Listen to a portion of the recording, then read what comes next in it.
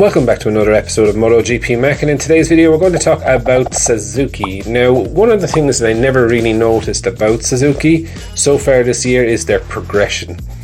And when I look back on Qatar, for example, they finished in 6th and 7th place with Mir finishing above Rins.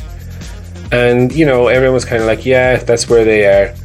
However, when they went to Mandalika, you know, Rins finished 5th and Mir finished 6th, and they were closer to the front. Now, I know that was a wet race and can't really call that, but with Argentina, Rins finished in 3rd and Mir finished in 4th. And, you know, this is where we're starting to see the progression in my view. The first race to the second race to the third race.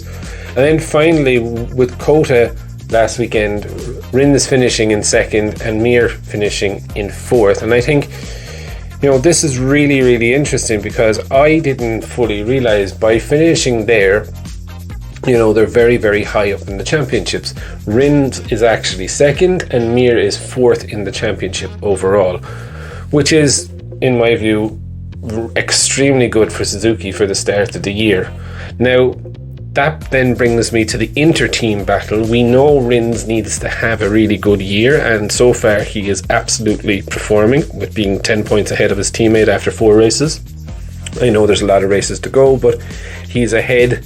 You know, contracts are signed in the first half of the year, so definitely something that he needs to keep on top of.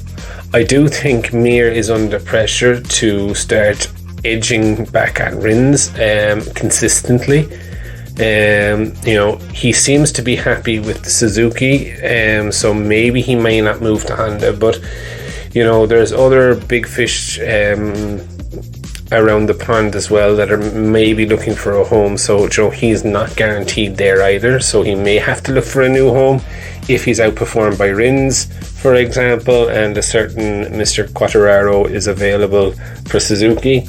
Would they think about it? So I don't think anyone's seat in Suzuki is guaranteed, if I'm honest. So I do think Mir does need to start pushing back, but I think it's going to be a really interesting battle between the two of them. Rins has the upper hand right now.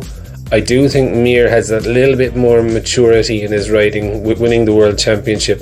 So he's already had that squeaky bum moment of achieving greatness, so I think that will play into his favour in my honest opinion. But I'd definitely love to know what you think. Which one of these two are going to come out on top, say, by the end of the summer? Which ones do you think are going to be ahead?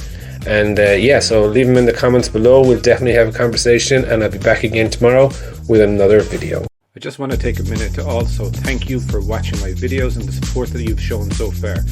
If you haven't subscribed already and you would like to subscribe, it would mean an awful lot to me if you did.